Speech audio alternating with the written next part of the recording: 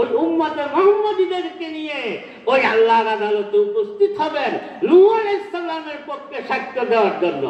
উম্মতে মুহাম্মদীরা সাক্ষ্য দিবে নূহ আলাইহিস সালাম সঠিকভাবে নবুয়তের দায়িত্ব পালন করেছেন, ৯৫০ বছর পর্যন্ত কলেমার দাওয়াত দিয়েছেন। আবার জিজ্ঞাসা করা হবে যে হে উম্মতে মুহাম্মদীরা, তোমরা তো ওই অনেক পরে নূহ আলাইহিস সালামের অনেক পরে উম্মত হিসাবে আসছো, তাহলে এই সাক্ষী কি করে দিলা? তখন উম্মতে মুহাম্মদীরা বলবে আমরা হাদিসের মধ্যে পেয়েছি নূহ আলাইহিস সালাম ৯৫০ বছর পরে মার দাওয়াত সঠিকভাবে পালন করেছেন, সেই হিসাবে আমরা আদালতে খোদা আপনার সাক্ষ্য দিয়ে গেলাম। সেই উম্মতে মুহাম্মদীর সাক্ষীর দ্বারা নূহ আলাইহিস সালাম আদালত থেকে পরিত্রাণ পাবে।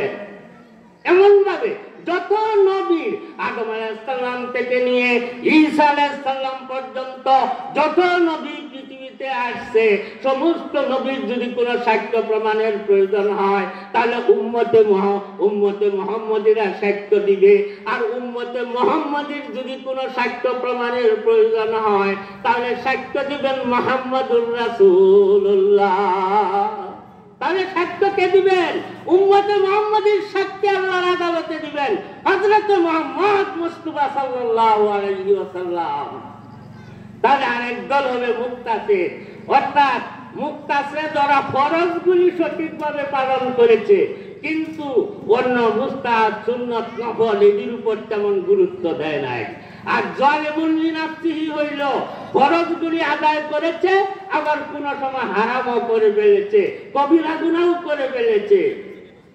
আরেকটা হইল সাবিকুম বিল খায়রাতি বিইذনিল্লাহ, অগ্রগামী দল যারা জীবনে কোন সগীরা গুনাহ করে নাই, কবিরা করবে দূরের কথা, কোন মুবাহ কাজও করে নাই, অর্থাৎ জীবনে কোনো গুনাহ করে নাই, তারা হইল অগ্রগামী দল। তারা বিনা হিসাবে জান্নাতে যাবে। আসলের দিন একটা দল ধৈর্যকারী বান্দার থেকে বিনা হিসাবে জান্নাতে দেওয়া হবে। আল্লাহ হাসর মাঠে আওয়াজ দিবেন, ধৈর্যশীল বান্দা কারা? আমার ধৈর্যশীল বান্দাকে আমি বিনা হিসাবে জান্নাতের ফয়সালা দিলাম। ধৈর্যশীল উম্মতে মুহাম্মদীরা বিনা হিসাবে জান্নাতে যাবে। সর্বপ্রথম জান্নাতে গিয়া হযরত মুহাম্মদ মুস্তাফা সাল্লাল্লাহু আলাইহি ওয়াসাল্লাম ঢুকবার জন্য দাঁড়াইবেন। এর পিছন দিয়ে আবু বকর সিদ্দিক রাদিয়াল্লাহু। তখন দারওয়ান জিজ্ঞাসা করবে আপনি কে? তখন উনি বলবেন আমি শেষ নবী মুহাম্মদুর রাসূলুল্লাহ। তখন দারওয়ান বলবে আমি ক্ষমা করবেন, কারণ আল্লাহ আমাকে বলছেন যে সর্বপ্রথম জান্নাতে পাও রাখবে শেষ নবী মুহাম্মদুর রাসূলুল্লাহ, এই জন্য আমি জিজ্ঞাসা করেছি। কাজেই বেয়াদবি মাফ করবেন, এই জন্য আমি জিজ্ঞাসা করেছি। সর্বপ্রথম মুহাম্মদুর রাসূলুল্লাহ জান্নাতে ঢুকবেন। এরপরে হযরতে আবু বকর সিদ্দিক রাদিয়াল্লাহু জান্নাতে পাও রাখবেন। আবু বকর সিদ্দিকের আমল যদি এক পাল্লায় ওঠানো হয় আর সারা বিশ্বজগতের মানুষের আমল যদি এক পাল্লায় ওঠানো হয়, আবু বকরের আমলের ওজন বেশি হবে। তাফসীরের মধ্যে আসছে যে আবু বকরের আমলের ওজন কেন বেশি হবে? এই সমস্তের চেয়ে ইখলাস ওই আবু বকর সিদ্দিক রাদিয়াল্লাহর কাছে বেশি ছিল।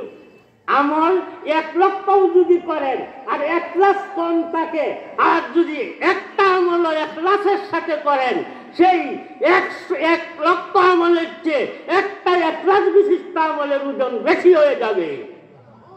হযরত আবু বকর সিদ্দিক রাদিয়াল্লাহু সংখ্যার দিক দিয়ে বেশি করেন নাই, কিন্তু উনি যা কাজ করেছেন আর তার মধ্যে ইখলাস বেশি ছিল।